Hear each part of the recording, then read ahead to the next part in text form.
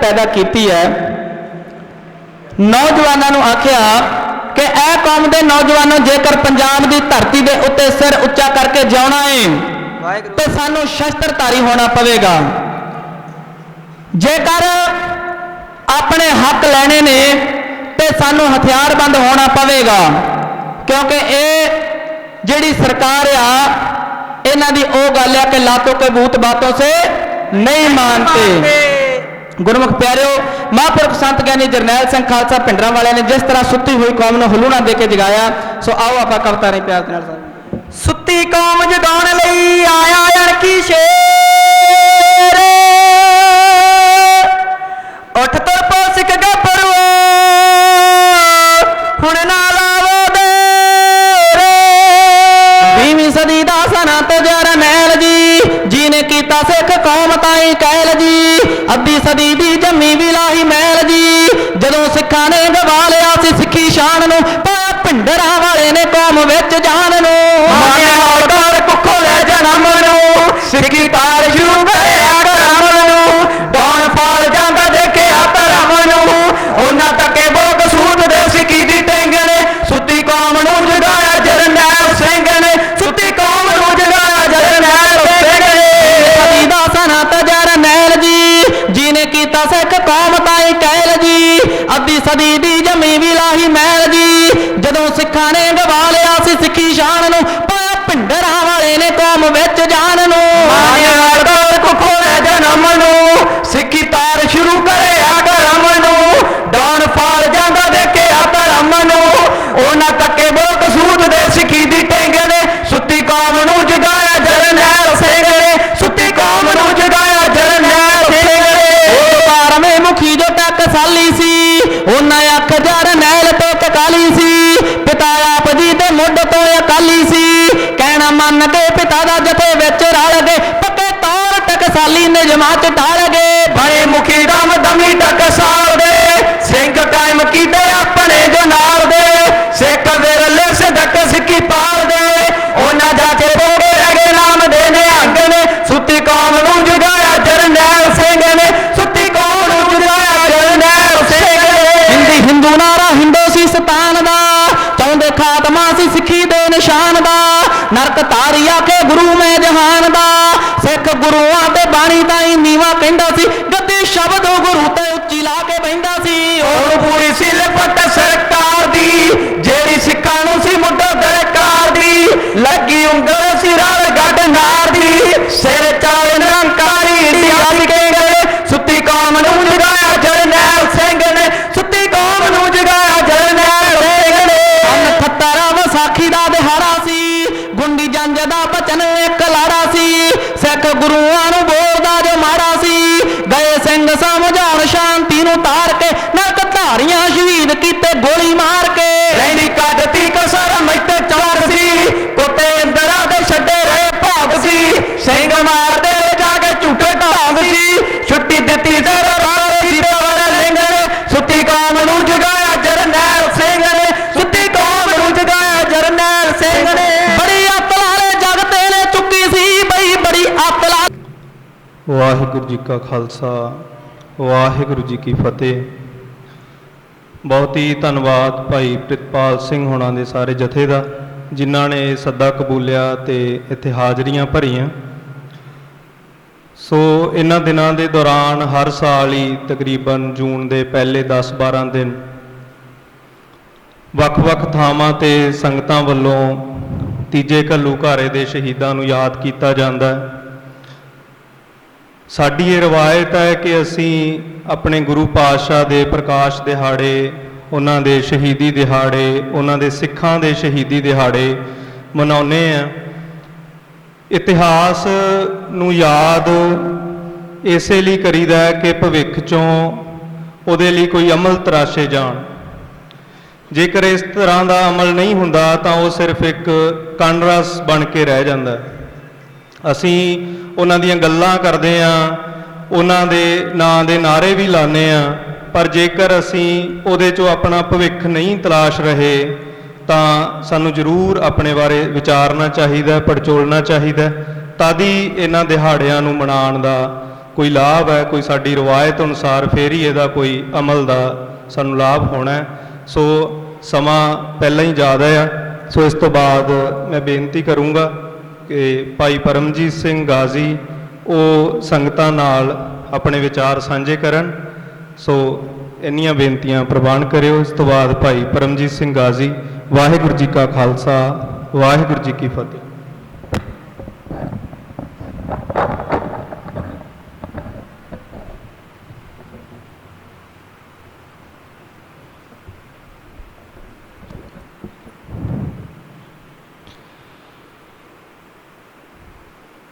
मेरी पीरी दे मालक साहिब श्री गुरु हरगोबिंद जी की चरण छोह प्राप्त धरती गुरुद्वारा थड़ा साहिब विखे जुगो जुग अटल श्री गुरु ग्रंथ साहिब जी की हाजरी दे विच जुड़ बैठी साध संगत, आओ फतेह की सांझ पाइए। गज के आखो वाहिगुरू जी का खालसा, वाहिगुरू जी की फतेह। अज आपां तीजे घल्लूघारे दे शहीदां दी याद दे विच इकट्ठे होए हैं। इस हमले नूं जिहड़ा कि इंडिया की हुकूमत दे वल्लों भेजी गई पाप दी जंज ने सचखंड श्री हरमंदर साहिब के उपर कीता, बड़ी तरह के नाम देण दे यतन जिहड़े आ सरकार दे वल्लों कीते गए। कदे ऑपरेशन ब्लू स्टार कहा गया, कदे साका नीला तारा का नाम जिहड़ा वो दिता गया, और सरकार दे वल्लों ये भी कोशिश की गई कि जो मनोरथ उन्हां दे वल्लों दस्सिया जा रहा है कि हमला क्यों होया सी, उही दुनिया उहदे उपर यकीन करे। पर अज आपां सिर्फ 38 साल के वक्फे के उपर बैठे हैं तो आपां देखिए कि खालसा पंथ ने बिल्कुल अपनी रिवायत दे विचों इस हमले की सही तासीर नूं पछाणिया ते इतिहास तो अगवाई लैंदियां होया इहदा जो एक ढुकवां नां सी कि इहनूं याद किवें करना आ, किस नां दे नाल याद करना आ, अज पूरे सिख जगत दे विच तीजे घल्लूघारे दे तौर दे उपर ये गल स्थापित हुई है कि जो ये हमला भारी फौजां दे वल्लों जो कि आधुनिक हथियारां दे नाल लैस सीगियां, जो उस समय का आधुनिक तोपखाना सी, हर तरह की फौज की जिहड़ी वणगी हुंदी है, बहुत ज़्यादा उच्च ट्रेनिंग वाले जिहड़े कमांडो हुंदे ने या जो नेवी वाले हुंदे आ, या जिस तरह हवा दे विचों फौजी उतारन का अमल जिहड़ा हैलीकॉप्टरां दे राही जिहड़ा कि बहुत अगलियां लड़ाइयां दे पड़ावां दे विच वरतिया जांदा, वो सारे का इस्तेमाल इत्थे कीता गया। और उहदे मुकाबले दे विच संत ज्ञानी जरनैल सिंह खालसा भिंडरां वालियां दी अगवाई दे विच बिल्कुल 94 सिंह जिहड़े सीगे उन्हां ने टाकरा कीता, और इन्नी ज़्यादा भयानकता वाली जंग दे विच ਸਿੰਘਾਂ ने इन्नी सूरम गति दे नाल जंगजू जौहर दिखाए कि इतिहास दीयां वो बातां जिन्हां नूं लोग समझण लग गए सीगे कि शायद ये हुए बीते दीयां गल्लां हो गईयां। इत्थों तक भी गल जाती सी कि पता नहीं हुईयां भी सी या नहीं सी हुईयां, शक की निगाह नाल देखियां जांदियां सी, वो दोहराईयां गईयां। सिखां दे वल्लों जिन्नी भी साधन समर्था सी उहदे मुताबक उस समय ही उस जंग दे जिहड़े जंगजू करतब सीगे उन्हां दीयां बातां जो एक साडा परंपरागत तरीका सीगा, चाहे वह कविशरी दे राही सी, ढाडी ਸਿੰਘਾਂ दे वल्लों सी, या सीना बसीना जो इतिहास के रूप दे विच एक धारा चलती है इतिहास की, उहदे रूप दे विच वो बहादरी दे करतब सुनाए जाते सीगे।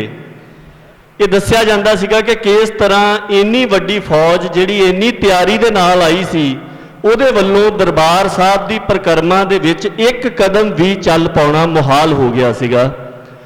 और पिछले समय के दौरान जदों इतिहास का प्रगटावा करन दा मुहान थोड़ा खुलिया तो उस समय के दौरान उसे ही फौज के अफसरां दे वल्लों JS जम्वाल की इंटरव्यू तुसीं सुन के देखो, वो मनदा इस गल नूं कि इस हमले नूं जिहदे वास्ते इन्नी ज़्यादा विਉਂਤਬੱਧੀ सोची गई सीगी कि कुछ घंटियां दे विच संतां नूं ते उन्हां दे साथियां नूं गिरफ्तार कर लेना फौज ने, ਜਾਂ ਜੋ ਉਹਨਾਂ ਦੇ ਮਿੱਥੇ ਹੋਏ ਮਨੋਰਥ ਦੱਸੇ ਜਾਂਦੇ ਸੀ ਉਹ ਸਰ ਕਰ ਲੈਣੇ ਆ। ਤੇ ਹਾਲਾਤ ਇਹ ਬਣੇ ਕਿ ਫੌਜ ਦੇ ਵੱਲੋਂ ਇੱਕ ਕਦਮ ਵੀ ਦਰਬਾਰ ਸਾਹਿਬ ਦੀ ਪਰਿਕਰਮਾ ਦੇ ਵਿੱਚ ਅੱਗੇ ਨਹੀਂ ਸੀ ਵਧਾ ਹੋ ਰਿਹਾ। ਸੋ ਇੰਨੀ ਸੂਰਮ ਗਤੀ ਦੇ ਨਾਲ ਸ਼ਹਾਦਤ ਦਾ ਹੱਕ ਲੈਣ ਵਾਲੇ ਸੂਰਬੀਰਾਂ ਦੀ ਯਾਦ ਦੇ ਵਿੱਚ ਅੱਜ ਆਪਾਂ ਇੱਥੇ ਇਕੱਤਰ ਹੋਏ ਆ ਤੇ ਆਪਾਂ ਨੂੰ ਆਪਣੇ ਮਨ ਦੇ ਵਿੱਚ ਉਹਨਾਂ ਦੀ ਯਾਦ ਨੂੰ ਧਿਆਉਣਾ ਚਾਹੀਦਾ ਤੇ ਗੁਰੂ ਪਾਤਸ਼ਾਹ ਦੇ ਚਰਨਾਂ ਦੇ ਵਿੱਚ ਨਤਮਸਤਕ ਹੋਣਾ ਚਾਹੀਦਾ ਤੇ ਇਸ ਗੱਲ ਤੇ ਫਖਰ ਮਹਿਸੂਸ ਕਰਨਾ ਚਾਹੀਦਾ ਕਿ ਅਸੀਂ ਉਹਨਾਂ ਸ਼ਹੀਦਾਂ ਦੇ ਵਾਰਿਸ ਹਾਂ ਤੇ ਉਹਨਾਂ ਦੀ ਯਾਦ ਦੇ ਵਿੱਚ ਜੁੜੇ ਹਾਂ। ਫਿਰ ਜਿਸ ਸਮੇਂ ਇਹ ਹਮਲਾ ਹੋਇਆ, ਜਿਸ ਸਮੇਂ ਇੰਡੀਆ ਦੀ ਪਾਪ ਦੀ ਜੰਜ ਰੂਪੀ ਫੌਜ ਜਿਹੜੀ ਹੈ ਉਹ ਸੱਚਖੰਡ ਸ੍ਰੀ ਹਰਿਮੰਦਰ ਸਾਹਿਬ ਉੱਪਰ ਕਹਿਰ ਬਰਸਾਉਂਦੀ ਹੋਈ ਹਮਲਾਵਰ ਹੋਈ, ਉਸ ਸਮੇਂ ਬਹੁਤ ਸਾਰੀ ਸਿੱਖ ਸੰਗਤ ਜਿਹੜੀ ਗੁਰਧਾਮਾਂ ਦੇ ਦਰਸ਼ਨ ਦਿਦਾਰਿਆਂ ਦੇ ਵਾਸਤੇ ਗਈ ਹੋਈ ਸੀ ਉਹ ਵੀ ਇਸ ਹਮਲੇ ਦੀ ਲਪੇਟ ਦੇ ਵਿੱਚ ਆਏ। ਉਹਨਾਂ ਦੀਆਂ ਵੀ ਕੁਰਬਾਨੀਆਂ ਹੋਈਆਂ, ਸ਼ਹਾਦਤਾਂ ਹੋਈਆਂ, ਉਹਨਾਂ ਨੂੰ ਵੀ ਸਿਜਦਾ ਆਪਾਂ ਨੂੰ ਕਰਨਾ ਚਾਹੀਦਾ। ਤੇ ਇਹ ਗੱਲ ਵੀ ਦੇਖਣੀ ਚਾਹੀਦੀ ਕਿ ਇਤਿਹਾਸ ਦਾ ਜਿਹੜਾ ਵਹਿਣ ਹੈ ਉਹ ਚਾਹੇ ਜਾਂ ਸਮੇਂ ਦੀ ਜਿਹੜੀ ਚਾਲ ਆ ਉਹ ਸਦਾ ਇੱਕਸਾਰ ਨਹੀਂ ਰਹਿੰਦੀ। ਚਾਹੇ ਆਪਾਂ ਆਪਣੀ ਨਿੱਜੀ ਜ਼ਿੰਦਗੀ ਤੋਂ ਦੇਖ ਲਈਏ, ਆਪਣੇ ਪਰਿਵਾਰਾਂ ਦੀ ਜ਼ਿੰਦਗੀ ਤੋਂ ਦੇਖ ਲਈਏ, ਆਪਣੇ ਸਮਾਜ ਦੀ, ਕਿਸੇ ਰਾਜ ਦੀ, ਕਿਸੇ ਭਾਈਚਾਰੇ ਕੌਮ ਦੀ ਜ਼ਿੰਦਗੀ ਨੂੰ ਦੇਖੀਏ, ਉਹ ਸਦਾ ਇੱਕੋ ਜਿਹੀ ਨਹੀਂ ਰਹਿੰਦੀ। ਇਹ ਲਗਭਗ ਕੁਦਰਤ ਦਾ ਨਿਯਮ ਹੀ ਹੈ ਕਿ ਉਹਦੇ ਵਿੱਚ ਉਤਰਾਅ ਚੜ੍ਹਾਅ, ਤਬਦੀਲੀਆਂ ਦੇ ਦੌਰ, ਔਕੜਾਂ ਦੇ, ਸੌਖ ਦੇ, ਟਿਕਾਊਪਨ ਦੇ ਤੇ ਇੱਕਦਮ ਉਥਲ ਪੁਥਲ ਦੇ ਦੌਰ ਜਿਹੜੇ ਆ ਉਹ ਆਉਂਦੇ ਰਹਿੰਦੇ ਆ। ਮੋਟੇ ਰੂਪ ਦੇ ਵਿੱਚ ਆਪਾਂ ਇਤਿਹਾਸ ਦੇ ਇਹਨਾਂ ਦੌਰਾਂ ਨੂੰ ਦੋ ਹਿੱਸਿਆਂ ਦੇ ਵਿੱਚ ਵੰਡ ਸਕਦੇ ਹਾਂ। ਇੱਕ ਸਮਾਂ ਉਹ ਹੁੰਦਾ ਜਦੋਂ ਟਿਕ ਟਿਕਾ ਦਾ ਦੌਰ ਹੁੰਦਾ ਕਿ ਉਸ ਤੋਂ ਪਹਿਲਾਂ ਕੋਈ ਦੌਰ ਲੰਘ ਕੇ ਗਿਆ ਹੁੰਦਾ ਜਦੋਂ ਇਤਿਹਾਸ ਦੀ ਇੱਕ ਪੈੜ ਜਾਂ ਇੱਕ ਚਾਲ ਜਿਹੜੀ ਹੈ ਉਹ ਨਿਰਧਾਰਿਤ ਹੋ ਗਈ ਹੁੰਦੀ। ਜਿੰਨੇ ਵੀ ਪਾਤਰ ਇਤਿਹਾਸ ਦੇ ਹੁੰਦੇ ਨੇ ਜਾਂ ਕੌਮਾਂ ਹੁੰਦੀਆਂ ਉਹਨਾਂ ਨੇ ਆਪਣੇ ਕੋਈ ਰਾਹ ਭਵਿੱਖ ਦੇ ਇਖਤਿਆਰ ਕਰ ਲਏ ਹੁੰਦੇ ਆ ਤੇ ਇਸ ਟਿਕ ਟਿਕਾ ਦੇ ਦੌਰ ਦੇ ਦੌਰਾਨ ਬੇਸ਼ੱਕ ਤਬਦੀਲੀਆਂ ਤੇ ਘਟਨਾਵਾਂ ਵਾਪਰਦੀਆਂ ਰਹਿੰਦੀਆਂ, ਪਰ ਜਿੰਨੀ ਵੀ ਸਮੇਂ ਦੀ ਚਾਲ ਹੁੰਦੀ ਉਹ ਮਿੱਥੇ ਹੋਏ ਦਾਇਰਿਆਂ ਜਾਂ ਲੀਹਾਂ ਦੇ ਉੱਪਰ ਹੀ ਚੱਲਦੀ ਹੈ। ਫਿਰ ਜਦੋਂ ਉਹ ਲੀਹਾਂ ਆਪਣਾ ਸਮਾਂ ਵਿਹਾ ਜਾਂਦੀਆਂ ਜਾਂ ਉਸ ਸਮੇਂ ਜਿਹੜੇ ਢਾਂਚੇ, ਜਿਹੜੇ ਸਮਾਜ, ਜਿਹੜੇ ਰਾਜ ਪ੍ਰਬੰਧ, ਜਿਹੜੇ ਵਿਚਾਰ ਹਾਵੀ ਹੋਏ ਹੁੰਦੇ ਆ ਉਹ ਆਪਣਾ ਵੇਲਾ ਵਿਹਾ ਜਾਂਦੇ ਆ, ਫਿਰ ਉਥਲ ਪੁਥਲ ਦਾ ਦੌਰ ਆਉਂਦਾ। ਉਸ ਉਥਲ ਪੁਥਲ ਦੇ ਦੌਰ ਦੇ ਦੌਰਾਨ ਬਹੁਤ ਕੁਝ ਔਖਾਂ ਦੇ ਰੂਪ ਦੇ ਵਿੱਚ ਸਾਹਮਣੇ ਆਉਂਦਾ ਤੇ ਬਹੁਤ ਕੁਝ ਸੰਭਾਵਨਾਵਾਂ ਦੇ ਰੂਪ ਦੇ ਵਿੱਚ ਸਾਹਮਣੇ ਆਉਂਦਾ। ਜਿੰਨੀ ਜ਼ਿਆਦਾ ਔਖਿਆਈ ਕਿਸੇ ਸਮਾਜ ਨੂੰ ਦੇਖਣੀ ਪੈਂਦੀ ਹੈ, ਆਪ ਦੇ ਭਵਿੱਖ ਨੂੰ ਆਪਣੇ ਅਨੁਸਾਰ ਘੜਨ ਦੇ ਓਨੇ ਹੀ ਵੱਧ ਮੌਕੇ ਉਹਦੇ ਕੋਲ ਹੁੰਦੇ ਨੇ, ਕਿਉਂਕਿ ਇਹ ਜਿਹੜਾ ਉਥਲ ਪੁਥਲ ਦਾ ਦੌਰ ਹੈ ਜਾਂ ਜਿਹਨੂੰ ਆਪਾਂ ਕਹਿ ਸਕਦੇ ਹਾਂ ਕਿ ਇੱਕ ਬੜੀ ਵੱਡੀ ਤਬਦੀਲੀ ਦਾ, ਤੇਜ਼ੀ ਨਾਲ ਹੋ ਰਹੀ ਤਬਦੀਲੀ ਦਾ ਦੌਰ ਹੁੰਦਾ ਹੈ। ਇਹੀ ਉਹ ਸਮਾਂ ਹੁੰਦਾ ਜਦੋਂ ਕਿਸੇ ਸਮਾਜ ਦੇ ਕੋਲ ਇਹ ਮੌਕਾ ਹੁੰਦਾ ਕਿ ਤੁਸੀਂ ਆਪਣੇ ਭਵਿੱਖ ਦੀਆਂ ਲੀਹਾਂ ਤਰਜੀਹਾਂ ਨਿਰਧਾਰਿਤ ਕਰ ਸਕਦੇ ਹੋ। ਜਦੋਂ ਇੱਕ ਵਾਰ ਇਤਿਹਾਸ ਦੇ ਵਿੱਚ ਉਹ ਲੀਹਾਂ ਟਿਕ ਜਾਂਦੀਆਂ ਨੇ ਫਿਰ ਬਹੁਤਾ ਜ਼ਿਆਦਾ ਸਮਾਂ ਨਹੀਂ ਆਉਂਦਾ, ਫਿਰ ਕੁਝ ਨਾ ਕੁਝ ਸਮਾਂ ਲੋਕ ਵੀ ਜਾਂ ਕੌਮਾਂ ਵੀ ਮਿੱਥੀਆਂ ਗਈਆਂ ਲੀਹਾਂ ਦੇ ਅਨੁਸਾਰ ਹੀ ਯਤਨ ਕਰਦੀਆਂ। ਇਹ ਗੱਲ ਆਪਾਂ ਪਿਛਲੇ ਸਾਰੇ ਸਮੇਂ ਦੇ ਦੌਰਾਨ ਦੇਖਦੇ ਆਏ ਹਾਂ। ਹੁਣ ਆਪਾਂ ਦੇਖੀਏ ਕਿ 84 ਦਾ ਵੀ ਜਿਹੜਾ ਦੌਰ ਆਇਆ ਉਹ ਇਹਨਾਂ ਉਥਲ ਪੁਥਲ ਦੇ ਸਮਿਆਂ ਦੇ ਵਿੱਚੋਂ ਹੀ ਨਿਕਲ ਕੇ ਆਇਆ ਸੀਗਾ, ਜਿੱਥੇ ਗੁਰੂ ਖਾਲਸਾ ਪੰਥ ਨੇ ਇੱਕ ਲੀਹ ਨਿਰਧਾਰਿਤ ਕੀਤੀ। ਉਸ ਲੀਹ ਨੂੰ ਮੋਟੇ ਰੂਪ ਦੇ ਵਿੱਚ ਆਪਾਂ ਇਵੇਂ ਬਿਆਨ ਕਰ ਸਕਦੇ ਹਾਂ ਕਿ ਜਿੱਥੇ ਖਾਲਸਾ ਪੰਥ ਦਾ ਜਿਹੜਾ ਬਿਲਕੁਲ ਸ਼ੁੱਧ ਹਿੱਸਾ ਸੀਗਾ ਉਹਨੇ ਗੁਰੂ ਲਿਵ ਦੀ ਨੇੜਤਾ ਨੂੰ ਜਿਉਣ ਦਾ ਰਸਤਾ ਅਪਣਾਇਆ। ਉਹ ਜਿਉਣ ਦੇ ਪਲ ਕੋਈ ਲੰਬੀਆਂ ਉਮਰਾਂ ਦੇ ਰੂਪ ਦੇ ਵਿੱਚ ਨਹੀਂ ਜਾਂ ਬਹੁਤ ਜ਼ਿਆਦਾ ਕੋਈ ਸੁੱਖ ਸਾਧਨ ਸਮਰੱਥਾ ਦੇ ਰੂਪ ਦੇ ਵਿੱਚ ਨਹੀਂ। ਜਿਸ ਤਰ੍ਹਾਂ ਪਹਿਲੋਂ ਕਵੀਸ਼ਰ ਸਿੰਘ ਵੀ ਇਹ ਗੱਲ ਕਹਿ ਰਹੇ ਸੀਗੇ ਕਿ ਉਹ ਸ਼ਹੀਦੀਆਂ ਦੀ ਬਾਤ ਪਾਉਣ ਦੇ, ਉਹ ਕੁਰਬਾਨੀਆਂ ਦੀ ਬਾਤ ਪਾਉਣ ਦੇ, ਉਹ ਸ਼ਸਤਰਾਂ ਦੀ ਬਾਤ ਪਾਉਣ ਦਾ ਦੌਰ ਸੀਗਾ ਔਰ ਉਹ ਲੀਹ ਮਿੱਥ ਕੇ ਸੰਤ ਜਰਨੈਲ ਸਿੰਘ ਦੇ ਵੱਲੋਂ ਸਮੁੱਚੇ ਸਿੱਖ ਜਗਤ ਦੇ ਵਿੱਚ ਉਹਦੀ ਰਸਾਈ ਕਰਵਾਈ ਗਈ। ਔਰ ਉਹ ਰਸਾਈ ਕਿੰਨੀ ਕਾਰਗਰ ਸੀਗੀ ਇਹ ਤੀਜੇ ਘੱਲੂਘਾਰੇ ਦੇ ਜੰਗ ਦੀ ਸ਼ੁਰੂਆਤੀ ਪਲਾਂ ਤੋਂ ਹੀ ਉਹ ਗੱਲ ਸਪਸ਼ਟ ਹੋ ਗਈ। ਅਗਲੇ 10 ਸਾਲਾਂ ਦਾ ਇਤਿਹਾਸ ਜਿਹੜਾ ਆ ਉਹ ਉਹਦੀ ਬਾਤ ਪਾਉਂਦਾ ਆ। ਤੇ ਕਿਸੇ ਵੀ ਇਸ ਤਬਦੀਲੀਆਂ ਦੇ ਦੌਰ ਦੇ ਵਿੱਚੋਂ ਨਿਕਲ ਕੇ ਜੋ ਰਾਹ ਅਖਤਿਆਰ ਕੀਤਾ ਸੀਗਾ, ਆਪਾਂ ਇਹ ਗੱਲ ਕਹਿ ਸਕਦੇ ਹਾਂ ਕਿ ਜੋ ਸਾਡੇ ਪੰਥ ਦੀ ਰਵਾਇਤ ਸੀ, ਜਦੋਂ ਅਸੀਂ ਉਹਦੇ ਉੱਪਰ ਖੜ ਕੇ ਇਸ ਇਤਿਹਾਸ ਨੂੰ ਦੇਖਾਂਗੇ ਤਾਂ ਉਹ ਯੋਧੇ, ਉਹ ਸੂਰਬੀਰ ਬਿਲਕੁਲ ਸੁਰਖਰੂ ਰੂਪ ਦੇ ਵਿੱਚ ਨਜ਼ਰ ਆਉਂਦੇ ਆ, ਜਿਨ੍ਹਾਂ ਨੇ ਆਪਣੇ ਇਤਿਹਾਸ ਤੋਂ ਪ੍ਰੇਰਨਾ ਲਈ, ਗੁਰਮਤ ਦੇ ਸਿਧਾਂਤਾਂ ਤੋਂ ਪ੍ਰੇਰਨਾ ਲਈ ਆਪਣੇ ਜੀਵਨ ਲੇਖੇ ਲਾਏ ਤੇ ਗੁਰੂ ਦੀ ਗੋਦ ਦੇ ਵਿੱਚ ਜਾ ਬਰਾਜੇ। ਜਾਂ ਜੇਕਰ ਉਹ ਅੱਜ ਸੰਸਾਰ ਦੇ ਵਿੱਚ ਹਨ ਵੀ ਤਾਂ ਉਹ ਬੜੇ ਸੁਰਖਰੂ ਰੂਪ ਦੇ ਵਿੱਚ ਸੰਸਾਰ ਦੇ ਵਿੱਚ ਵਿਚਰ ਰਹੇ ਆ ਕਿ ਜਿਸ ਮਾਰਗ ਦੇ ਉੱਪਰ ਗੁਰੂ ਪਾਤਸ਼ਾਹ ਨੇ ਚੱਲਣ ਦੀ ਤਾਕੀਦ ਕੀਤੀ ਸੀ ਉਹਦੇ ਉੱਪਰ ਉਹ ਚੱਲੇ। ਜਦੋਂ ਕਿਸੇ ਕੌਮ ਦੇ ਬਾਰੇ ਦੇ ਵਿੱਚ ਗੱਲ ਕਰਨੀ ਹੋਵੇ ਤੇ ਉਹਦੇ ਭਵਿੱਖ ਜਾਂ ਵਰਤਮਾਨ ਦਾ ਅੰਦਾਜ਼ਾ ਲਗਾਉਣਾ ਹੋਵੇ ਤਾਂ ਤਿੰਨ ਤਰ੍ਹਾਂ ਦੀਆਂ ਗੱਲਾਂ ਜਿਹੜੀਆਂ ਨੇ ਉਹਨਾਂ ਦਾ ਆਪਾਂ ਨੂੰ ਖਾਸ ਤੌਰ ਦੇ ਉੱਪਰ ਉਹਨਾਂ ਨੂੰ ਵਾਚਣਾ ਪੈਂਦਾ, ਘੋਖਣਾ ਪੈਂਦਾ। ਇੱਕ ਤਾਂ ਇਹ ਦੇਖਣਾ ਪੈਂਦਾ ਕਿ ਉਹਦੀ ਸਿਧਾਂਤਕ ਸਥਿਤੀ ਕੀ ਹੈ। ਜਿਸ ਸਮਾਜ ਦੇ ਵਿੱਚ ਤੁਸੀਂ ਵਿਚਰ ਰਹੇ ਹੋ ਉਸ ਸਮਾਜ ਦੇ ਵਿੱਚ ਵਿਚਰਦਿਆਂ ਹੋਇਆਂ ਸਿਧਾਂਤਕ ਟਕਰਾਅ ਕਿਸ ਤਰ੍ਹਾਂ ਦੇ ਨੇ ਜਾਂ ਸਿਧਾਂਤਕ ਤੌਰ ਦੇ ਉੱਪਰ ਕਿਸ ਤਰ੍ਹਾਂ ਦਾ ਮਾਹੌਲ ਤੁਹਾਨੂੰ ਉਸ ਸਮਾਜ ਜਾਂ ਰਾਜ ਦੇ ਵਿੱਚ ਮਿਲ ਰਿਹਾ। ਦੂਸਰੀ ਗੱਲ ਇਹ ਹੁੰਦੀ ਹੈ ਕਿ ਉਹਨਾਂ ਦੇ ਅੰਦਰੂਨੀ ਹਾਲਾਤ ਕਿਸ ਤਰ੍ਹਾਂ ਦੇ ਨੇ। ਤੀਸਰੀ ਗੱਲ ਇਹ ਹੁੰਦੀ ਹੈ ਕਿ ਜਿਹੜੇ ਬਾਹਰੀ ਹਾਲਾਤ ਕਿਸੇ ਕੌਮ ਦੇ ਉੱਪਰ ਅਸਰ ਅੰਦਾਜ਼ ਹੁੰਦੇ ਆ ਉਹ ਕਿਸ ਤਰ੍ਹਾਂ ਦੇ ਆ।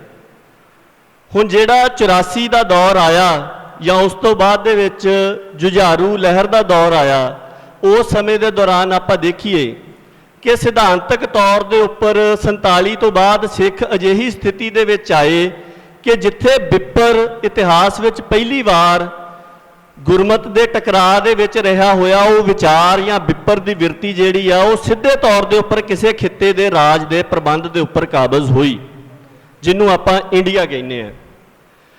ਸੋ ਵਿਪਰ ਦਾ ਤੇ ਗੁਰਮਤ ਦਾ ਜਿਹੜਾ ਟਕਰਾਅ ਆ ਉਹ ਬਹੁਤ ਬੁਨਿਆਦੀ ਕਿਸਮ ਦਾ ਆ, ਕਿਉਂਕਿ ਵਿਪਰ ਅਜਿਹਾ ਵਿਚਾਰ ਹੈ ਜਿਨਨੇ ਨਾ ਬਰਾਬਰੀ ਦੀ ਬਾਤ ਪਾਉਣੀ ਹੈ ਤੇ ਦੂਜੇ ਉਹਨੇ ਹੁਣ ਸਾਰੇ ਪਰਦੇ ਚੱਕ ਦਿੱਤੇ 2014 ਤੋਂ ਬਾਅਦ ਤੇ ਖਾਸ ਕਰਕੇ 2019 ਤੋਂ ਬਾਅਦ।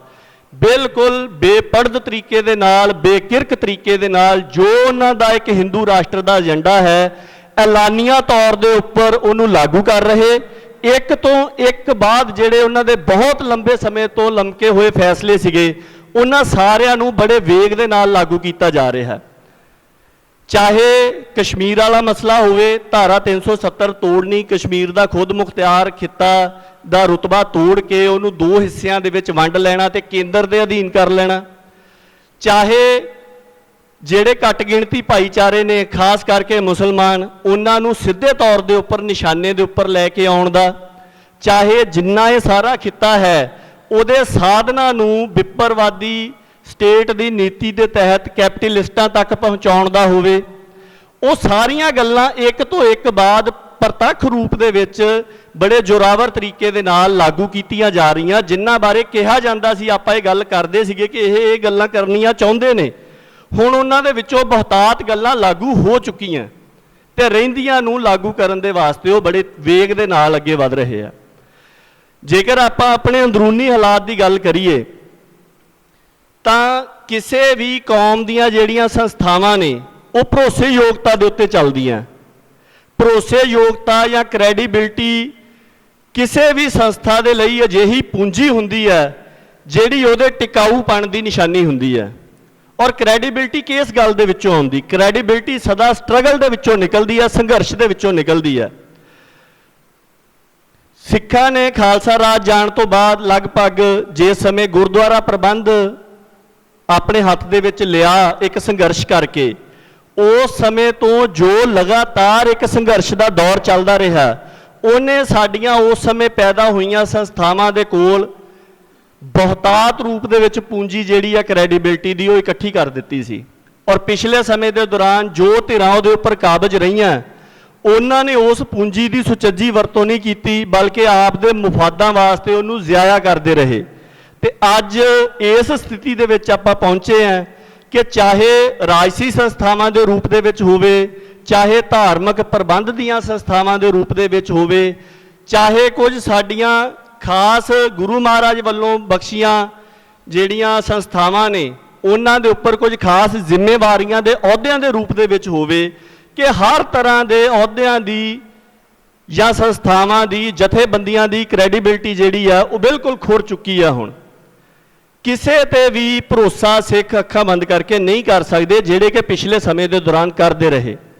ਕਿਸੇ ਦੇ ਹੋਕੇ ਦੇ ਉੱਪਰ ਕਿੰਨੇ ਪਿਛਲੇ ਸਮੇਂ ਦੇ ਦੌਰਾਨ ਆਪਾਂ ਦੇਖੀਏ ਕਿੰਨੇ ਮੋਰਚੇ ਲੱਗੇ, ਕਿੰਨਾ ਕੁਝ ਹੋਇਆ। ਸਿੱਖਾਂ ਨੇ ਬਿਲਕੁਲ ਆਪਣਾ ਆਪਾ ਸਮਰਪਿਤ ਕਰਕੇ ਉਹਨਾਂ ਮੋਰਚਿਆਂ ਦੇ ਵਿੱਚ ਜਾ ਕੇ ਯੋਗਦਾਨ ਪਾਇਆ, ਪਰ ਉਹਨਾਂ ਦੀ ਅਗਵਾਈ ਨੇ ਆਪਾਂ ਨੂੰ ਕਿੱਥੇ ਲਿਆ ਕੇ ਖੜਾ ਕਰ ਦਿੱਤਾ, ਕੀ ਨਤੀਜੇ ਨਿਕਲੇ, ਇਹ ਗੱਲ ਆਪਾਂ ਨੂੰ ਜ਼ਰੂਰ ਵਾਚਣੀ ਚਾਹੀਦੀ।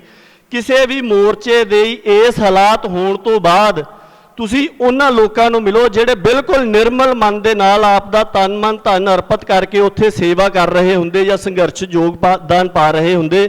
ਕਦੀ ਉਹਨਾਂ ਨੂੰ ਜਾ ਕੇ ਮਿਲ ਕੇ ਉਹਨਾਂ ਦੇ ਦਿਲ ਦੇ ਵਲਵਲੇ ਸੁਣ ਕੇ ਦੇਖੋ ਕਿ ਉਹ ਕੀ ਸਥਿਤੀ ਬਣੀ ਹੁੰਦੀ ਹੈ ਉਹਨਾਂ ਦੀ, ਜਦੋਂ ਉਹ ਦੇਖਦੇ ਆ ਕਿ ਇੰਨੀ ਸ਼ਿਖਰ ਦੇ ਉੱਪਰੋਂ ਜਾ ਕੇ ਗੱਲ ਕਿੱਦਾਂ ਮੁੱਦੇ ਮੂੰਹ ਜ਼ਮੀਨ ਦੇ ਉੱਪਰ ਡਿੱਗਦੀ ਹੈ। ਇਹ ਸਾਡੀ ਅੰਦਰੂਨੀ ਸਥਿਤੀ ਹੈ। ਪਰ ਦੂਜੇ ਪਾਸੇ ਆਪਾਂ ਦੇਖੀਏ ਕਿ ਬਿਲਕੁਲ ਅਚੇਤ ਰੂਪ ਦੇ ਵਿੱਚ ਆਪਣੇ ਆਪ ਸੰਗਤ ਦੇ ਵਿੱਚੋਂ ਕਿੰਨੇ ਪ੍ਰਚੰਡ ਪ੍ਰਗਟਾਵੇ ਜਿਹੜੇ ਆ ਉਹ ਪ੍ਰਗਟ ਹੋ ਰਹੇ ਆ, ਇੱਕ ਤੋਂ ਬਾਅਦ ਇੱਕ ਹੋ ਰਹੇ। ਪ੍ਰੋਫੈਸਰ ਦਵਿੰਦਰਪਾਲ ਸਿੰਘ ਭੁੱਲਰ ਦੀ ਫਾਂਸੀ ਦੇ ਸਮੇਂ ਤੋਂ ਮੈਂ ਦੇਖ ਰਿਹਾ ਆਪ ਖੁਦ, ਜੇ ਮੈਂ ਨਿੱਜੀ ਰੂਪ ਦੇ ਵਿੱਚ ਗੱਲ ਕਰਨੀ ਹੋਵੇ, ਔਰ ਉਹਨਾਂ ਪ੍ਰਗਟਾਵਿਆਂ ਦਾ ਜਲਵਾ ਵੀ ਹਰ ਵੱਲ ਵੱਧਦਾ ਜਾ ਰਿਹਾ ਹੈ ਔਰ ਉਹਨਾਂ ਦੀ ਰਫ਼ਤਾਰ ਵੀ ਤੇਜ਼ ਹੁੰਦੀ ਜਾ ਰਹੀ ਹੈ। ਜਾਂ ਆਪਾਂ ਕਹਿ ਸਕਦੇ ਹਾਂ ਕਿ ਇੱਕ ਬੜਾ ਆਸਵੰਦੀ ਮੌਲੇ ਧਾਰ ਮੀਂਹ ਪੰਜਾਬ ਦੇ ਵਿੱਚ ਹਰ 4-5 ਸਾਲ ਬਾਅਦ ਪੈ ਜਾਂਦਾ, ਜਿੱਥੇ ਸੰਗਤ ਸਭ ਕੁਝ ਪਿੱਛੇ ਛੱਡ ਕੇ ਆਪਣੇ ਆਪੇ ਤੋਂ ਸਮਰਪਿਤ ਹੋ ਕੇ ਸੰਘਰਸ਼ ਦੇ ਵਿੱਚ ਆਣ ਕੁੱਦੀ ਆ। ਸਾਡੇ ਕੋਲੋਂ ਉਹ ਢਾਂਚੇ ਨਹੀਂ ਸਿਰਜੇ ਜਾ ਰਹੇ, ਉਹਨੂੰ ਸੰਭਾਲਣਾ ਕਿਵੇਂ ਆ, ਉਹਨੂੰ ਲੈ ਕੇ ਕਿੱਦਾਂ ਅੱਗੇ ਜਾਣਾ, ਇਹ ਨਹੀਂ ਹੋ ਪਾਇਆ ਪਿਛਲੇ ਸਮੇਂ ਦੇ ਦੌਰਾਨ।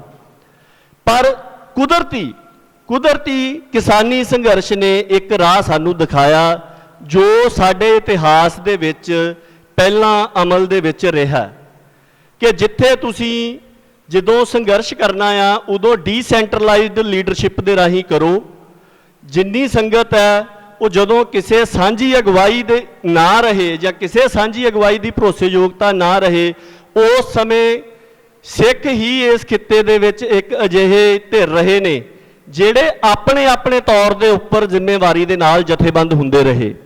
18ਵੀਂ ਸਦੀ ਦੇ ਵਿੱਚ ਜਦੋਂ ਬਾਬਾ ਬੰਦਾ ਸਿੰਘ ਬਹਾਦਰ ਨੂੰ ਸ਼ਹੀਦ ਕੀਤਾ ਗਿਆ, ਉਸ ਤੋਂ ਬਾਅਦ ਦੇ ਵਿੱਚ ਆਪਾਂ ਦੇਖੀਏ ਕਿ ਸਿੱਖਾਂ ਨੇ ਆਪਣੇ ਆਪ ਨੂੰ ਬਿਲਕੁਲ ਇਸੇ ਜੁਗਤ ਦੇ ਰਾਹੀਂ, ਜਿਹਨੂੰ ਆਪਾਂ ਹੰਨੇ ਮੀਰੀ ਦੇ ਨਾਂ ਨਾਲ ਜਾਣਦੇ ਹਾਂ, ਆਪਣੇ ਆਪ ਨੂੰ ਜਥੇਬੰਦ ਕੀਤਾ, ਸੰਗਠਿਤ ਕੀਤਾ ਔਰ ਸਹੀ ਸਮਾਂ ਆਉਣ ਦੇ ਉੱਤੇ ਉਹ ਜਿਹੜਾ ਇੱਕ ਕਲੈਕਟਿਵ ਵੇਗ ਦਲ ਖਾਲਸਾ ਦੇ ਰੂਪ ਦੇ ਵਿੱਚ, ਬੁੱਢਾ ਦਲ ਤਰਨਾ ਦਲ ਦੇ ਰੂਪ ਦੇ ਵਿੱਚ ਜਦੋਂ ਮਿਸਲਾਂ ਇਕੱਠੀਆਂ ਹੋਈਆਂ ਉਦੋਂ ਪ੍ਰਗਟ ਹੋਇਆ, ਜਿਨੀ ਇਤਿਹਾਸ ਦੀਆਂ ਅਗਲੀਆਂ ਲੀਹਾਂ ਨਿਰਧਾਰਿਤ ਕੀਤੀਆਂ। ਸੋ ਹੁਣ ਬਿਲਕੁਲ ਉਸ ਤਰ੍ਹਾਂ ਦਾ ਮਾਹੌਲ ਹੈ। ਆਪਾਂ ਕਿਸਾਨੀ ਸੰਘਰਸ਼ ਦੇ ਦੌਰਾਨ ਦੇਖਿਆ ਕਿ ਇਹ ਗੱਲ 2014 ਦੀਆਂ ਇਲੈਕਸ਼ਨ ਤੋਂ ਪਹਿਲਾਂ ਦੀਆਂ ਡਿਸਕਸ਼ਨਸ ਦੇ ਵਿੱਚ, ਜਿਹੜੀਆਂ ਤੁਸੀਂ ਸਿੱਖ ਸਿਆਸਤ ਦੇ ਉੱਪਰ ਵੀ ਦੇਖ ਸਕਦੇ, ਆ ਰਹੀ ਸੀਗੀ ਕਿ ਜਿਹੜੇ ਵੱਡੇ ਖੇਤਰ ਜਿਨ੍ਹਾਂ ਦੇ ਉੱਪਰ ਹਿੰਦੂਤਵ ਨੇ ਆ ਕੇ ਹਮਲਾਵਰ ਹੋਣਾ, ਉਹਨਾਂ ਦੇ ਵਿੱਚੋਂ ਇੱਕ ਕਿਸਾਨੀ ਹੈ, ਕਿਉਂਕਿ ਇਹਦੇ ਸਾਧਨ, ਇਹਦੀ ਜਿੰਨੀ ਸਮਰੱਥਾ ਆ ਉਹ ਖੋ ਕੇ ਕਾਰਪੋਰੇਟ ਦੇ ਹੱਥ ਸੌਂਪਣ ਤੋਂ ਬਿਨਾਂ ਵਿਪਰਵਾਦ ਆਪਣਾ ਜੋ ਉਹਦਾ ਨਾਂ ਬਰਾਬਰੀ ਦਾ, ਗੁਲਾਮ ਬਣਾਉਣ ਦਾ, ਸ਼ੋਸ਼ਣ ਦਾ ਏਜੰਡਾ, ਉਹਨੂੰ ਅੱਗੇ ਲੈ ਕੇ ਨਹੀਂ ਜਾ ਸਕਦਾ। ਔਰ ਥੋੜੇ ਹੀ ਸਾਲਾਂ ਦੇ ਬਾਅਦ ਉਹ ਗੱਲ ਵਾਪਰੀ ਤੇ ਆਪਾਂ ਦੇਖੀਏ ਕਿ ਉਸ ਤੋਂ ਪਹਿਲਾਂ ਇੱਕ ਤੋਂ ਬਾਅਦ ਇੱਕ ਕਿੰਨੇ ਅਮਲ ਸੀਗੇ ਜਿਹੜੇ ਉਹਨਾਂ ਨੇ ਲਾਗੂ ਕੀਤੇ ਹੋਏ ਸੀਗੇ। ਕਿੰਨਾ ਵੱਡਾ ਵਿਰੋਧ ਜਿਹੜਾ CAA ਤੇ NRC ਦੇ ਮਾਮਲੇ ਦੇ ਵਿੱਚ ਉੱਠਿਆ, ਪਰ ਉਹਨਾਂ ਨੇ ਇੱਕ ਕਦਮ ਵੀ ਆਪਣਾ, ਇੱਕ ਇੰਚ ਵੀ ਪੈਰ ਜਿਹੜਾ ਆ ਉਹ ਪਿੱਛੇ ਨਹੀਂ ਸੀ ਹਟਾਇਆ। ਇਹ ਗੱਲ ਦੀ ਵਡਿਆਈ ਪੰਜਾਬ ਦੇ ਹੱਕ ਦੇ ਵਿੱਚ ਆਈ ਹੈ, ਇਸ ਗੱਲ ਦੀ ਵਡਿਆਈ ਗੁਰੂ ਖਾਲਸਾ ਪੰਥ ਦੇ ਹਿੱਸੇ ਆਈ ਹੈ ਕਿ ਜਿਨ੍ਹਾਂ ਨੇ ਹਿੰਦੂਤਵ ਦੇ ਉਸ ਵੱਧਦੇ ਵੇਗ ਨੂੰ, ਇੱਕ ਹਮਲਾਵਰ ਰੁਖ ਨੂੰ ਨਾ ਸਿਰਫ ਥੰਮਿਆ, ਰੋਕ ਕੇ ਰੱਖਿਆ, ਜੋ ਭਵਿੱਖ ਦੀਆਂ ਵਿਉਂਤਾਂ ਸੀਗੀਆਂ ਉਹਨਾਂ ਨੂੰ ਲਾਗੂ ਹੋਣ ਤੋਂ ਰੋਕਿਆ, ਬਲਕਿ ਉਹਨੂੰ ਪਿੱਛੇ ਧੱਕਿਆ। ਇਹ ਪਹਿਲੀ ਵਾਰ ਵਾਪਰਿਆ, ਇਹ ਕੋਈ ਛੋਟੀ ਗੱਲ ਨਹੀਂ ਹੈ।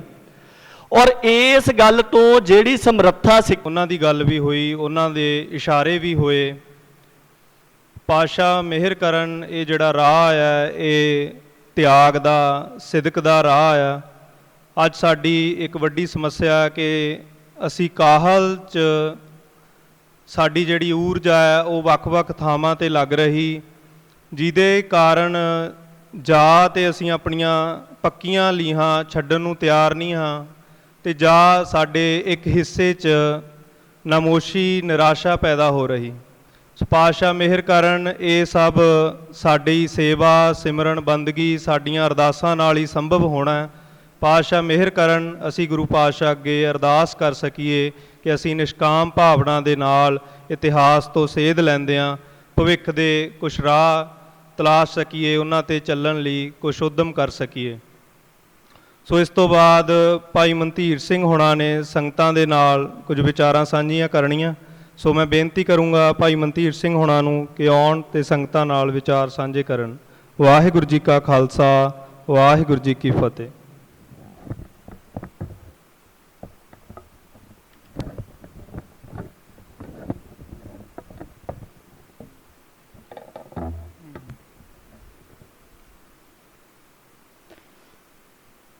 ਚਵਰ ਛਤਰ ਤਖਤ ਦੇ ਮਾਲਕ ਸਾਹਿਬ ਸ੍ਰੀ ਗੁਰੂ ਗ੍ਰੰਥ ਸਾਹਿਬ ਮਹਾਰਾਜ ਜੀ ਦੀ ਨਿੱਘੀ ਗੋਦ ਵਿੱਚ ਜੁੜ ਬੈਠੀ ਸਾਧ ਸੰਗਤ ਜੀ, ਵਾਹਿਗੁਰੂ ਜੀ ਕਾ ਖਾਲਸਾ, ਵਾਹਿਗੁਰੂ ਜੀ ਕੀ ਫਤਿਹ।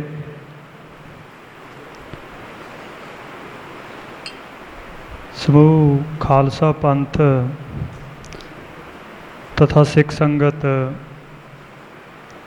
ਦੁਨੀਆ ਭਰ ਦੇ ਵਿੱਚ 1 ਜੂਨ ਤੋਂ ਲੈ ਕੇ ਲਗਭਗ 9-10 ਜੂਨ ਤੱਕ ਘੱਲੂਘਾਰੇ ਦੇ ਇਹ ਦਿਨ ਮਨਾਉਂਦੀ। ਔਰ ਇਹਨਾਂ ਦਿਨਾਂ ਦੇ ਵਿੱਚ ਜੋ ਵੀ ਸੂਰਬੀਰ ਯੋਧੇ ਸ੍ਰੀ ਅਕਾਲ ਤਖਤ ਸਾਹਿਬ ਤਥਾ ਸ੍ਰੀ ਦਰਬਾਰ ਸਾਹਿਬ ਤੇ ਹੋਏ ਹਮਲੇ ਦਾ ਮੂੰਹ ਤੋੜ ਜਵਾਬ ਦਿੰਦੇ ਹੋਏ ਗੁਰੂ ਮਹਾਰਾਜ ਦੇ ਸਨਮੁਖ ਜਿਨ੍ਹਾਂ ਨੇ ਸ਼ਹਾਦਤਾਂ ਪ੍ਰਾਪਤ ਕੀਤੀਆਂ, ਸੰਤ ਜਰਨੈਲ ਸਿੰਘ ਜੀ ਖਾਲਸਾ ਭਿੰਡਰਾਂ ਵਾਲੇ, ਭਾਈ ਅਮਰੀਕ ਸਿੰਘ ਜੀ, ਜਨਰਲ ਸੁਬੇਗ ਸਿੰਘ ਜੀ, ਭਾਈ ਦਲਵੀਰ ਸਿੰਘ ਅਭਿਆਸੀ,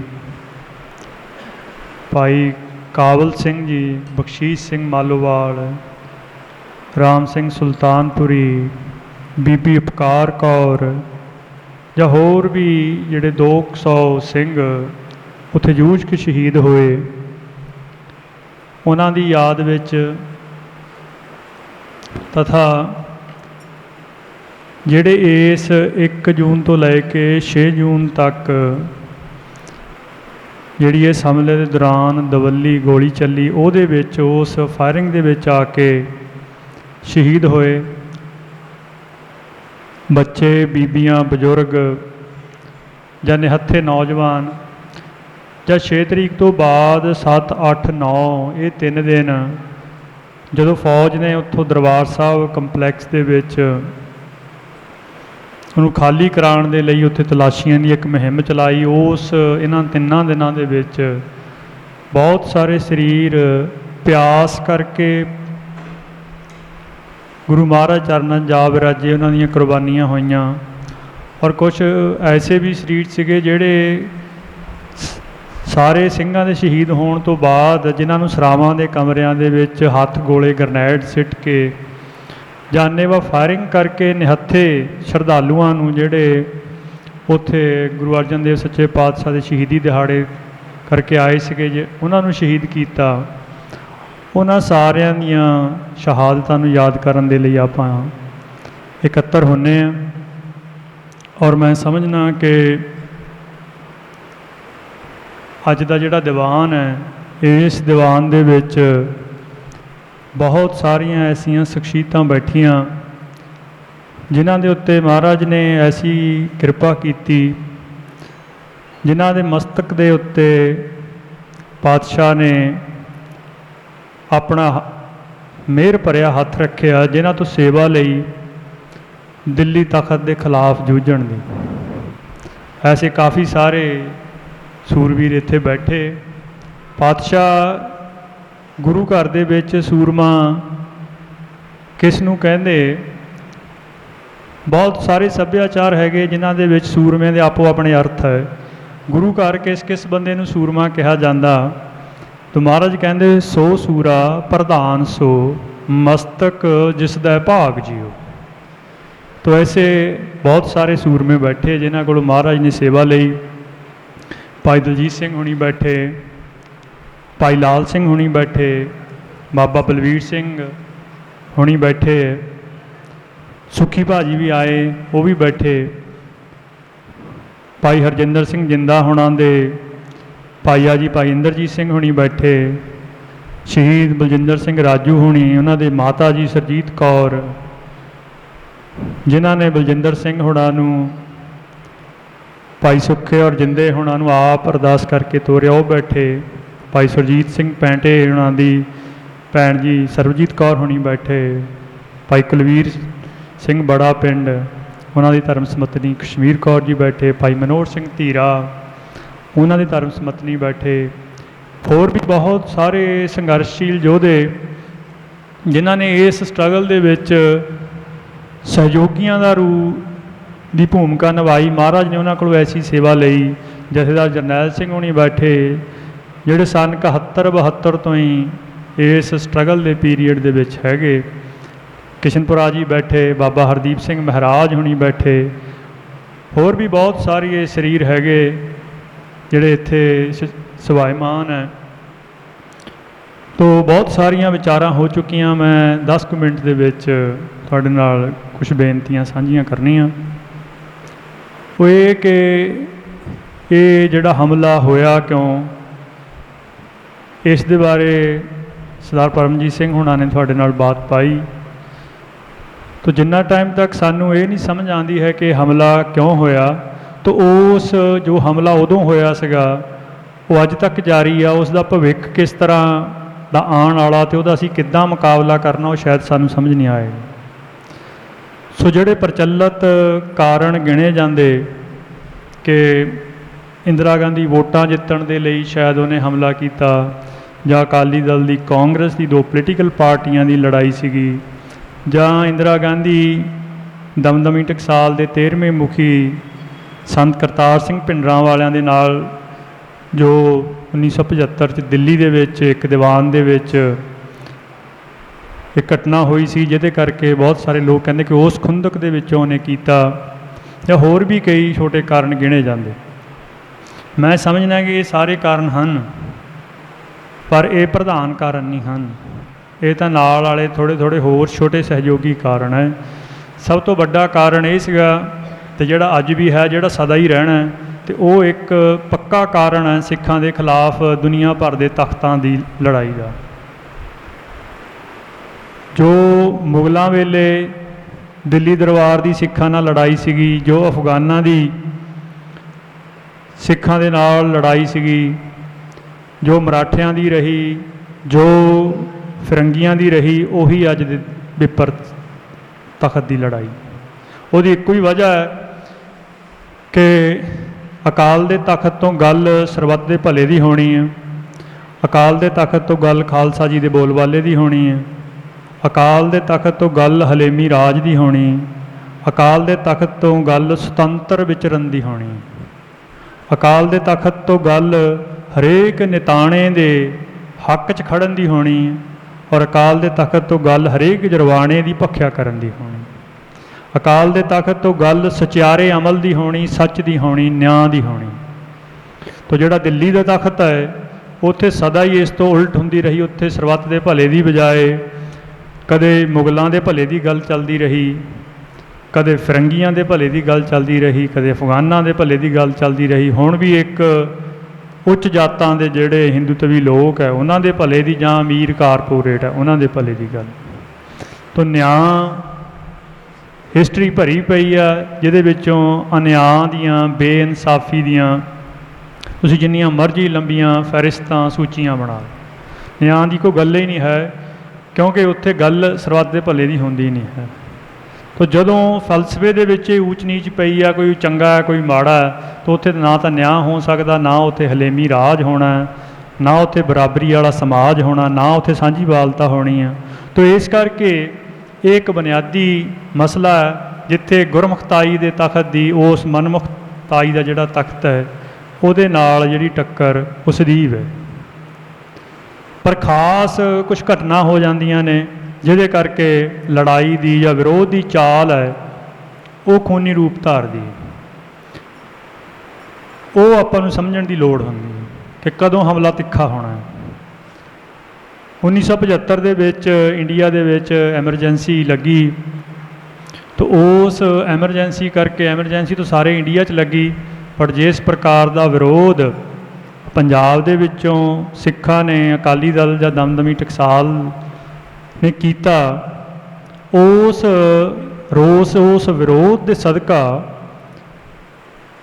ਇੰਡੀਆ ਦੇ ਵਿੱਚ ਜਿੰਨੇ ਮਨੁੱਖ ਇੰਡੀਆ ਦੀ ਜਿਹੜੀਆਂ ਇਹ ਕੇਂਦਰਵਾਦੀ ਨੀਤੀਆਂ ਨੇ ਉਹ ਤੋਂ ਔਖੇ ਸੀਗੇ, ਜਿੰਨੇ ਦੱਖਣ ਵਾਲੇ ਜਾਂ ਜਿੰਨੇ ਜਾਤ ਪਾਤ ਤੋਂ ਔਖੇ ਸੀਗੇ, ਸਮਾਜਿਕ ਨਿਆਂ ਲਈ ਲੜ ਰਹੇ ਸੀਗੇ, ਜਾਂ ਜਿੰਨੇ ਆਰਥਿਕ ਤੌਰ ਦੇ ਉੱਤੇ ਲਤਾੜੇ ਹੋਏ, ਜਾਂ ਜਿੰਨੇ ਧਾਰਮਿਕ ਤੌਰ ਦੇ ਉੱਤੇ ਜਿਹੜੇ ਸ਼ੋਸ਼ਿਤ ਲੋਕ ਹੈ, ਉਹਨਾਂ 'ਚੋਂ ਇੱਕ ਵੱਡੇ ਹਿੱਸੇ ਨੂੰ ਇਹ ਲੱਗਿਆ ਕਿ ਦਿੱਲੀ ਤਖਤ ਦੇ ਖਿਲਾਫ ਸਿੱਖ ਨੇ ਜਿਹੜੀ ਸਾਡੀ ਅਗਵਾਈ ਕਰ ਸਕਦੇ, ਔਰ ਉਹਦਾ ਨਤੀਜਾ ਇਹ ਹੋਇਆ ਕਿ ਸੰਤ ਜਰਨੈਲ ਸਿੰਘ ਹੁਣਾਂ ਦੇ ਵਕਤ ਫਾਰੂਕ ਅਬਦੁੱਲਾ ਦੀ ਤੁਸੀਂ ਇੱਕ ਤਸਵੀਰ ਦੇਖੀ ਹੋਣੀ ਸੰਤਾਂ ਦੇ ਨਾਲ, ਉਸ ਮੁਲਾਕਾਤ ਤੋਂ ਬਾਅਦ ਫਾਰੂਕ ਅਬਦੁੱਲਾ ਨੇ ਦਿੱਲੀ ਤਖਤ ਦੇ ਖਿਲਾਫ ਜਿਹੜੀਆਂ ਵੋਟਾਂ ਲੜਨ ਵਾਲੀਆਂ ਪਾਰਟੀਆਂ ਹੁੰਦੀਆਂ, ਹਾਲਾਂਕਿ ਉਹਨਾਂ 'ਚ ਬਹੁਤ ਸਟਰਗਲ ਦਾ ਮਾਦਾ ਘੱਟ ਹੁੰਦਾ, ਪਰ ਉਹ ਵੀ ਇਕੱਠੀਆਂ ਹੋਣੀਆਂ ਸ਼ੁਰੂ ਹੋ ਗਈਆਂ ਸੀਗੀਆਂ। 8 ਪਾਰਟੀਆਂ ਖੇਤਰੀ ਸੀਗੀਆਂ ਜਿਨ੍ਹਾਂ ਨੇ ਇਕੱਠੇ ਹੋ ਕੇ ਇੰਦਰਾ ਗਾਂਧੀ ਜਾਂ ਦਿੱਲੀ ਤਖਤ ਦੇ ਖਿਲਾਫ ਪੋਲੀਟੀਕਲ ਲੜਾਈ ਲੜਨ ਦੀ ਗੱਲ ਸ਼ੁਰੂ ਕਰ ਲਈ ਸੀ, ਕਿਉਂਕਿ ਸੰਤ ਜਰਨੈਲ ਸਿੰਘ ਐਸੇ ਇੱਕ ਸ਼ਖਸੀਅਤ ਸੀਗੀ ਜਿਨ੍ਹਾਂ ਦਾ ਆਪ ਕਿਸੇ ਅਹੁਦੇ ਦਾ ਕੋਈ ਦਾਅਵਾ ਨਾ ਸੀ। ਬਰਾਬਰ ਦੇ ਮਨੁੱਖਾਂ ਦੇ ਵਿੱਚ ਉਹੀ ਬੰਦਾ ਧੁਰਾ ਬਣ ਸਕਦਾ ਜਿਹਦਾ ਆਪ ਦਾ ਦਾਅਵਾ ਨਾ ਹੋਵੇ, ਜਾਂ ਫਿਰ ਧੁਰਾ ਉਹ ਬਣਦਾ ਜਿਹੜਾ ਸਭ ਤੋਂ ਵੱਡੀ ਧਿਰ ਹੋਏ। ਤੋ ਇੰਡੀਆ ਦੀਆਂ ਜਿਹੜੀਆਂ ਛੋਟੀਆਂ ਖੇਤਰੀ ਪਾਰਟੀਆਂ ਨੇ, ਖੇਤਰੀ ਕੌਮਾਂ ਨੇ, ਸੱਭਿਆਚਾਰ ਨੇ, ਉਹ ਸਾਰੇ ਛੋਟੇ ਛੋਟੇ ਨੇ, ਉਹ ਆਪਸ 'ਚ ਬਰਾਬਰ ਹੀ ਨੇ। ਉਹਨਾਂ 'ਚੋਂ ਸਭ ਤੋਂ ਵੱਡੇ ਸਿੱਖ ਹੀ ਨੇ। ਸਿੱਖ ਆਪਣੇ ਸਿਧਾਂਤ ਕਰਕੇ, ਆਪਣੇ ਇਤਿਹਾਸ ਕਰਕੇ ਉਹ ਸਿੱਖਾਂ ਨੂੰ ਹੀ ਆਪਣੇ ਤੋਂ ਸਭ ਤੋਂ ਉੱਪਰ ਦੇਖਦੇ। ਉਹ ਇੱਕ ਬੁਨਿਆਦੀ ਵਜ੍ਹਾ ਬਣ ਗਈ ਸੀਗੀ ਜਿਹੜੀ 75 ਤੋਂ 77 ਦੇ ਸਿੱਖਾਂ ਦੇ ਅਮਲ ਨੇ ਸੈਂਟਰ ਨੂੰ, ਇਹ ਦਿੱਲੀ ਤਖਤ ਨੂੰ ਸਮਝਾਤੀ ਸੀਗੀ ਕਿ ਸਿੱਖ ਹੁਣ ਬਹੁਤ ਛੇਤੀ ਦਿੱਲੀ ਦੇ ਤਖਤ ਦੇ ਦਾਅਵੇਦਾਰ ਬਣਨਗੇ, ਕਿਉਂਕਿ ਲੋਕਾਂ ਨੂੰ ਇਹ ਲੱਗਣ ਲੱਗ ਗਿਆ ਸੀਗਾ ਕਿ ਇਹ ਸਾਨੂੰ ਦਿੱਲੀ ਦਰਬਾਰ ਤੋਂ ਇਨਸਾਫ ਦਿਵਾਉਣਗੇ। ਤਾਂ ਉਸੇ ਕਰਕੇ 77 ਤੋਂ ਹੀ ਸਿੱਖਾਂ ਦੇ ਖਿਲਾਫ ਸਾਜ਼ਿਸ਼ਾਂ ਸ਼ੁਰੂ ਹੋਈਆਂ। ਇੰਦਰਾ ਗਾਂਧੀ ਤਾਂ 80 ਦੇ ਵਿੱਚ ਆਈ, ਪਰ ਜਿੰਨਾ ਸਾਰਾ ਮਾਹੌਲ ਬਣਨਾ ਸ਼ੁਰੂ ਹੋ ਗਿਆ ਉਹ ਤਾਂ 77 ਦੇ ਅਖੀਰ ਤੋਂ ਹੀ ਸ਼ੁਰੂ ਹੋ ਗਿਆ। ਪਰ ਅਹੁਦਿਆਂ ਤੋਂ ਉੱਪਰ ਉੱਠ ਕੇ ਅੱਜ ਵੀ ਤੁਸੀਂ 200 ਬੰਦੇ ਦਾ, 50 ਬੰਦੇ ਦਾ, 500 ਬੰਦੇ ਦਾ, ਸਾਰੇ ਪੰਥ 'ਚੋਂ ਜਿਹੜੇ ਰਹਿਤ 'ਚ ਪੱਕੇ ਆ, ਜਿਨ੍ਹਾਂ ਦੀ ਕੋਈ ਦੇਣ ਹੈ ਪੰਥ ਨੂੰ, ਜਿਨ੍ਹਾਂ 'ਤੇ ਮਹਾਰਾਜ ਦੀ ਕੋਈ ਕਿਰਪਾ ਹੈ, ਐਸੇ ਬੰਦਿਆਂ ਦਾ ਇੱਕ ਪਲੇਟਫਾਰਮ ਬਣਾ ਲਓ ਜਿਹਦੇ ਤਹਿਤ ਤਖਤ ਦਾ ਪ੍ਰਬੰਧ ਚੱਲੇ, ਤਾਂ ਅੱਜ ਵੀ ਸਾਰਾ ਕੁਝ ਖੜ ਜਾਣਾ। ਇਹ ਸਿੱਖਾਂ ਨੂੰ ਕਰਨਾ ਪੈਣਾ। ਜੇ ਤਖਤ ਦਾ ਪ੍ਰਬੰਧ ਸਿੱਖ ਇੱਦਾਂ ਨਹੀਂ ਬਦਲ ਸਕੂਗੇ ਤਾਂ ਸਿੱਖਾਂ ਨੂੰ ਗੁਰੂ ਨੇ ਇੱਕ ਹੋਰ ਦੂਜੀ ਜੁਗਤ ਦਿੱਤੀ ਹੋਈ। ਕਈ ਵਾਰ ਇਤਿਹਾਸ ਪਹਿਲਾਂ ਵੀ ਆਇਆ ਕਿ ਤਖਤਾਂ ਦੇ ਉੱਤੇ ਉਸ ਸਮੇਂ ਦੀ ਸਰਕਾਰ ਦਾ ਕਬਜ਼ਾ ਹੋ ਜਾਂਦਾ, ਉਹ ਸਿੱਧੇ ਰੂਪ 'ਚ ਹੀ ਕਰ ਲੈਂਦੇ ਸੀ ਕਿ ਹੁਣ ਅਸਿੱਧਾ ਹੈ। ਤਾਂ ਉਸ ਵਕਤ ਮਹਾਰਾਜ ਨੇ ਕਿਹਾ ਜੁਗਤ ਦਿੱਤੀ ਵੀ ਜਿਹੜਾ ਚੱਲਦਾ ਵਹੀਰ ਹੈ ਉਹਦੇ ਕੋਲ ਇਹ ਹੈਸੀਅਤ ਹੈ ਕਿ ਉਹ ਪੰਥ ਦੇ ਫੈਸਲੇ ਲਵੇ। ਅੱਜ ਚੱਲਦਾ ਵਹੀਰ ਬਣਾਉਣ ਨੂੰ, ਐਸਾ ਇੱਕ ਜਥਾ ਸਿਰਜਣ ਨੂੰ ਜਿਹੜਾ ਨਿਸ਼ਕਾਮ ਪੋਲੀਟੀਕਲ ਸਟਰਗਲ ਕਰੇ, ਉਹਨੂੰ ਦਿੱਲੀ ਦਰਬਾਰ ਰੋਕ ਨਹੀਂ ਸਕਦਾ। ਉਹ ਸਾਡੀ ਆਪਣੀ ਕਚਿਆਈ ਆ ਕਿ ਆਪਣੇ ਕੋਲ ਉਸ ਤਰ੍ਹਾਂ ਦੇ ਕਦਮ ਨਹੀਂ ਪੱਟ ਹੋ ਰਹੇ। ਸੋ ਇਸ ਕਰਕੇ ਇਹ 4 ਚੀਜ਼ਾਂ ਦੇ ਬਾਰੇ ਸਿੱਖਾਂ ਨੂੰ ਸੋਚਣਾ ਪੈਣਾ। ਤਦੇ ਹੀ ਜਿਹੜੇ ਆਉਣ ਵਾਲੇ ਨਾਜ਼ੁਕ ਸਮੇਂ ਨੇ ਉਹਦਾ ਕਿਸੇ ਸਹੀ ਤਰੀਕੇ ਦੇ ਨਾਲ ਆਪਾਂ ਕੋਈ ਜਵਾਬ ਦੇ ਹੋਣਾ। ਮਹਾਰਾਜ ਕਿਰਪਾ ਕਰਨਗੇ।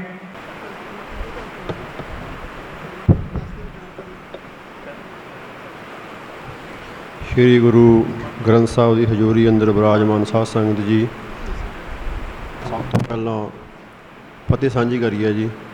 ਵਾਹਿਗੁਰੂ ਜੀ ਕਾ ਖਾਲਸਾ, ਵਾਹਿਗੁਰੂ ਜੀ ਕੀ ਫਤਿਹ।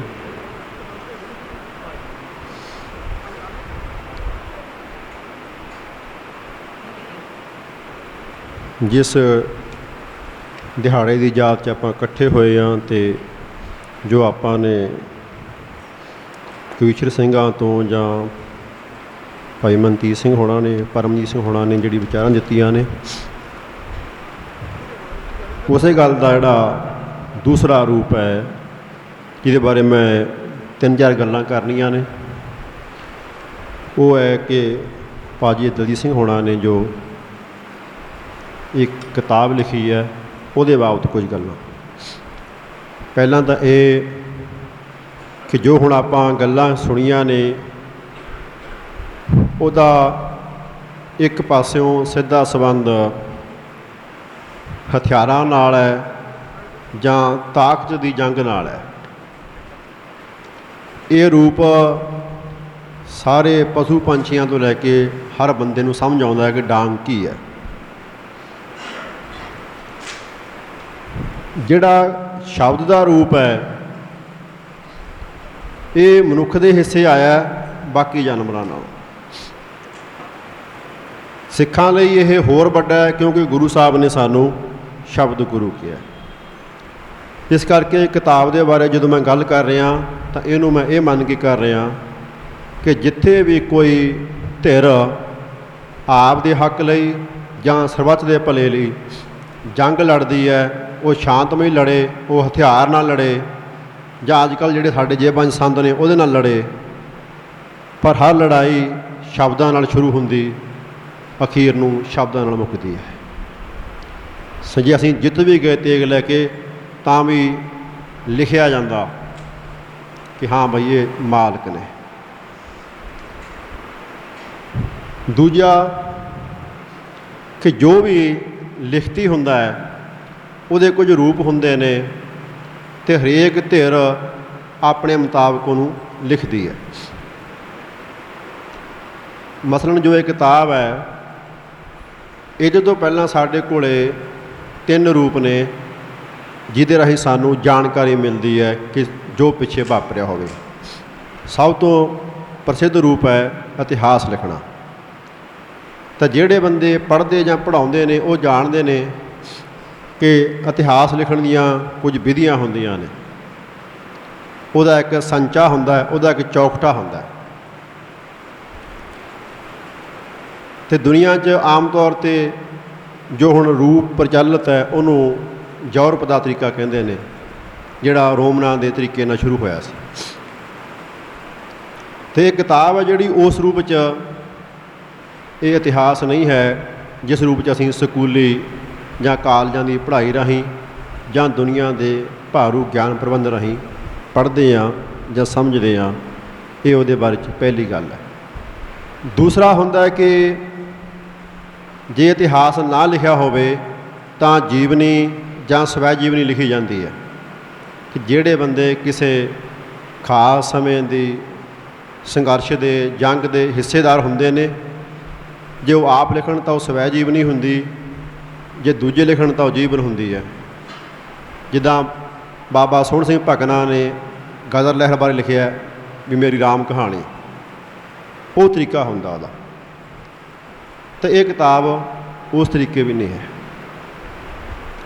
ਤੀਜਾ ਤਰੀਕਾ ਹੁੰਦਾ ਹੈ ਜਿਹੜਾ ਸਾਡੇ ਸਭ ਤੋਂ ਵੱਧ ਪ੍ਰਚਲਿਤ ਹੈ ਵੀ ਜਿੰਨੇ ਵੀ ਸਾਡੇ ਧੀਆਂ ਪੁੱਤ ਪੜ੍ਹਾਈ ਪੜ੍ਹਦੇ ਆ ਵੀ ਪੰਜਾਬੀ ਦੀ ਐਮ ਏ ਕਰੋ, ਹਿੰਦੀ ਦੀ ਕਰੋ, ਅੰਗਰੇਜ਼ੀ ਦੀ ਕਰੋ, ਤਾਂ ਦੁਨੀਆ ਦੇ ਜਿਹੜੇ ਕਲਪਨਾ ਵਾਲੇ ਬੰਦੇ ਨੇ ਉਹ ਵੀ ਤੁਹਾਨੂੰ ਇੱਕ ਦੱਸਦੇ ਨੇ।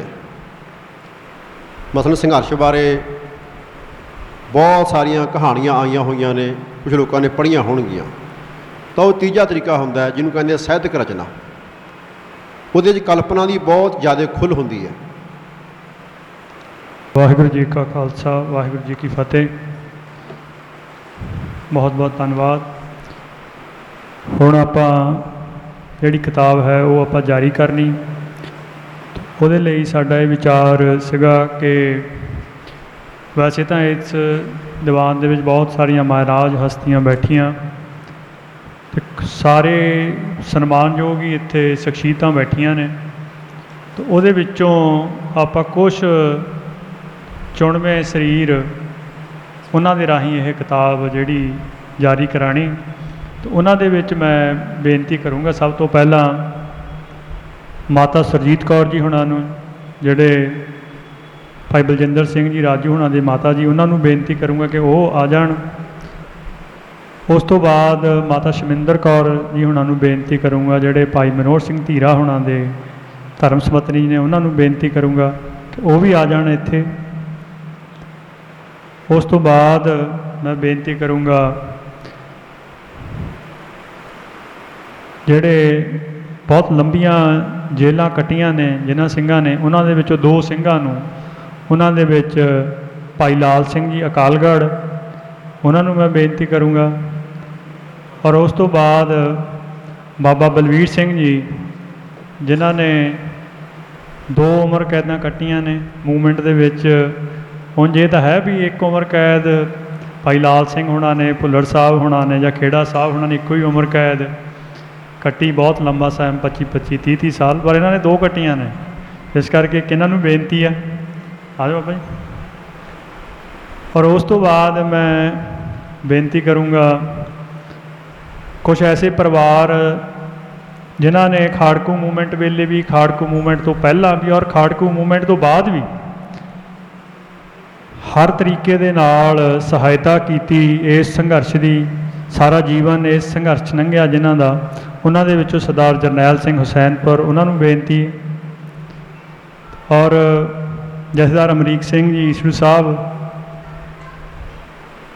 ਉਹਨਾਂ ਨੂੰ ਬੇਨਤੀ। ਔਰ ਉਸ ਤੋਂ ਬਾਅਦ 2 ਸ਼ਖਸੀਅਤਾਂ ਮੈਂ ਆਪਣੇ ਗੁਰਮਤ ਪ੍ਰਚਾਰ ਦੇ ਵਿੱਚ ਵੀ ਜਿਨ੍ਹਾਂ ਨੇ ਬਹੁਤ ਸੇਵਾ ਕੀਤੀ ਔਰ ਖਾਲਸਾ ਪੰਥ ਦੀ ਹਰ ਤਰ੍ਹਾਂ ਦੀ ਸੰਘਰਸ਼ ਦੇ ਵਿੱਚ ਅਰਦਾਸ ਤੋਂ ਲੈ ਕੇ ਹਰ ਤਰ੍ਹਾਂ ਦੀ ਸੇਵਾ ਕੀਤੀ। ਉਹਨਾਂ ਦੇ ਵਿੱਚੋਂ ਵੀ ਬਾਬਾ ਅਨੂਪ ਸਿੰਘ ਜੀ ਹੁਣਾਂ ਨੂੰ ਔਰ ਭਾਈ ਸਤਨਾਮ ਸਿੰਘ ਜੀ ਖੰਡੇ ਵਾਲੇ, ਉਹਨਾਂ ਨੂੰ ਵੀ ਬੇਨਤੀ ਕਰੂੰਗਾ। ਮੈਂ ਸਾਰੇ ਸਰੀਰਾਂ ਨੂੰ ਬੇਨਤੀ ਕਰੂੰਗਾ ਕਿ ਉਹ ਆਉਣ। ਔਰ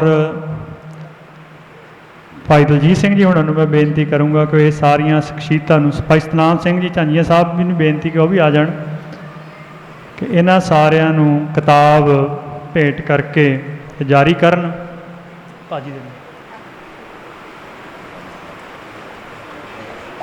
ਬਾਬਾ ਹਰਦੀਪ ਸਿੰਘ ਮਹਾਰਾਜ ਔਰ ਸੁਖਵਿੰਦਰ ਸਿੰਘ ਜੀ ਅਗਵਾਨ ਸਾਹਿਬ ਉਹਨਾਂ ਨੂੰ ਵੀ ਬੇਨਤੀ ਆ ਕਿ ਉਹ ਵੀ ਆ ਜਾਣ।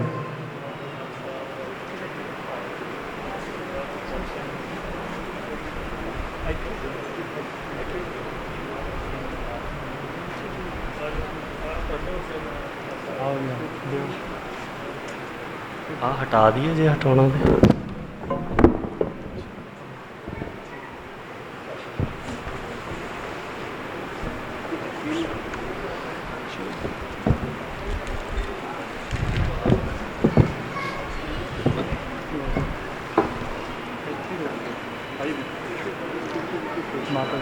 बोले सो निहाल, बोले सो निहाल, बोले सो निहाल। और नाल ही नाल मैं बेनती होर भी कुछ ਜਿਹੜੇ ਸਿੰਘ ਹੈਗੇ ਉਹਨਾਂ ਨੂੰ ਬੇਨਤੀ ਕਰਨੀ। ਭਾਈ ਇੰਦਰਜੀਤ ਸਿੰਘ ਜੀ ਉਹ ਵੀ ਆ ਜਾਣ ਉਹਨੇ ਟਾਈਮ ਤੱਕ। ਬੋਲੇ ਸੋ ਨਿਹਾਲ। ਇੰਨੇ ਨੇ ਇੱਕ ਫੋਟੋ ਖਿਚਾ ਲਓ, ਫਿਰ ਦੂਜੀ ਦੁਬਾਰਾ ਕਰਨੀ। ਇੰਨੇ ਨੇ ਇੱਕ ਫੋਟੋ।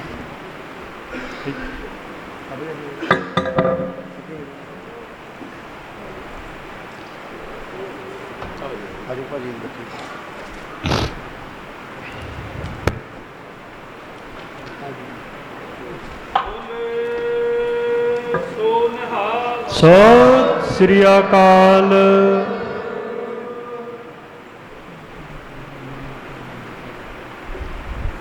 ਔਰ ਉਸ ਤੋਂ ਬਾਅਦ ਮੈਂ ਬੇਨਤੀ ਕਰੂੰਗਾ ਭੈਣ ਜੀ ਸਰਬਜੀਤ ਕੌਰ ਜੀ ਹੁਣਾਂ ਨੂੰ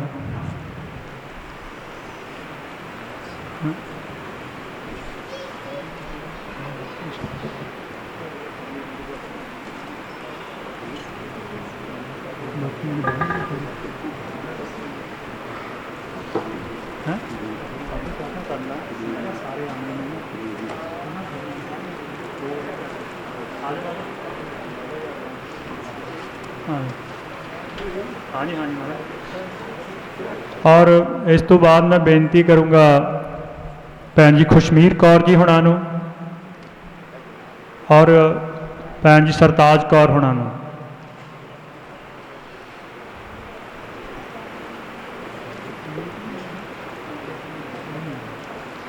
और उस तो बाद मैं बेनती करांगा सरदार सुरिंदर सिंह जी किशनपुरा, ਸਰਦਾਰ ਜਸਵੀਰ ਸਿੰਘ ਜੀ ਖੰਡੂਰ, ਭਾਈ ਸਰਬਜੀਤ ਸਿੰਘ ਜੀ ਅਲਾਲ, ਇਹਨਾਂ ਸਾਰੇ ਸਿੰਘਾਂ ਨੂੰ ਬੇਨਤੀ ਕਰੂੰਗਾ ਕਿ ਉਹ ਆ ਜਾਣ। ਸਰਦਾਰ ਦਲੀਪ ਸਿੰਘ ਔਰ ਭਾਜੀ ਗੁਰਮੀਤ ਸਿੰਘ ਜੀ ਸਮਾਣਾ, ਇਹਨਾਂ ਸਾਰੀਆਂ ਸ਼ਖਸੀਅਤਾਂ ਨੂੰ, ਕੁਲਦੀਪ ਸਿੰਘ ਜੀ ਦਤਾਲ, ਇਹਨਾਂ ਨੂੰ ਬੇਨਤੀ ਆ। ਇੱਕ ਮਿੰਟ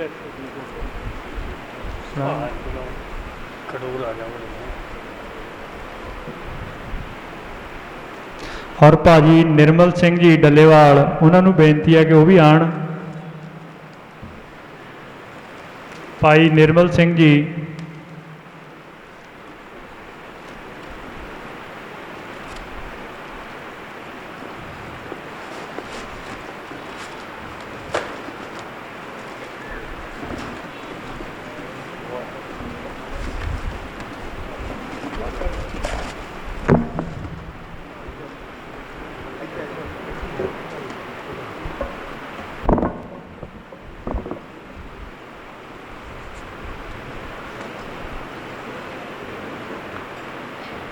ਉਸ ਤੋਂ ਬਾਅਦ ਮੈਂ ਬੇਨਤੀ ਕਰੂੰਗਾ ਸਰਦਾਰ ਨਵਦੀਪ ਸਿੰਘ ਧੂਰਕੋਟ, ਸਰਦਾਰ ਬਲਵੀਰ ਸਿੰਘ ਬਦਨੀ, ਸਰਦਾਰ ਸੁਰਿੰਦਰ ਸਿੰਘ ਨਥਾਣਾ, ਬਲਜੀਤ ਸਿੰਘ ਭਾਊ ਔਰ ਹਰਿਆਣਾ ਸਤਿਕਾਰ ਸਭਾ ਕਮੇਟੀ ਤੋਂ ਜਿਹੜੇ ਸਿੰਘ ਆਏ, ਭਾਈ ਕੁਲਦੀਪ ਸਿੰਘ ਜੀ, ਭਾਈ ਬਲਵਿੰਦਰ ਸਿੰਘ ਜੀ, ਬਾਬਾ ਲੱਖਾ ਸਿੰਘ ਤਥਾ ਸੁਲਤਾਨ ਸਿੰਘ, ਜਿਨ੍ਹਾਂ ਦੀ ਬਹੁਤ ਜ਼ਿਆਦਾ ਸੇਵਾ ਹੈ ਪੰਥ ਦੇ ਵਿੱਚ। ਇਹਨਾਂ ਹੀ ਚਾਰੇ ਸ਼ਖਸੀਅਤਾਂ ਨੂੰ ਵੀ ਬੇਨਤੀ ਹੈ ਕਿ ਇਹ ਵੀ ਚਾਰੇ ਸ਼ਖਸੀਅਤਾਂ ਇੱਥੇ ਹਾਜ਼ਰ ਹੋਣ।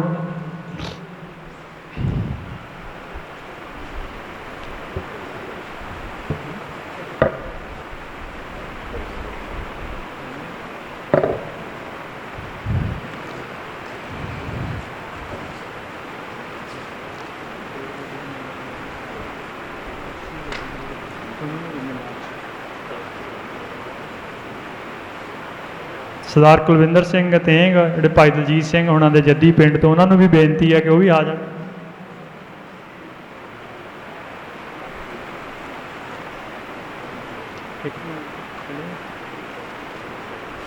ਔਰ ਹੁਣ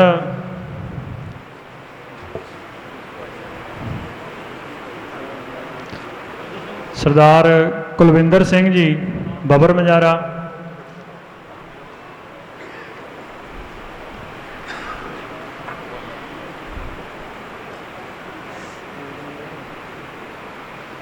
ਭਾਈ ਜਸਵੀਰ ਸਿੰਘ ਜੀ ਖਾਰਾ ਹੁਣੀ ਆ ਗਏ, ਭਾਈ ਜਸਵੀਰ ਸਿੰਘ ਜੀ,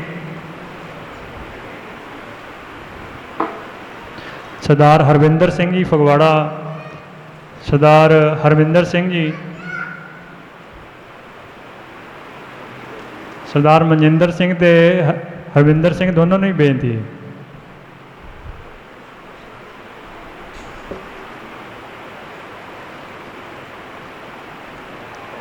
ਔਰ ਅਖੀਰ ਦੇ ਵਿੱਚ ਮੈਂ ਬੇਨਤੀ ਕਰੂੰਗਾ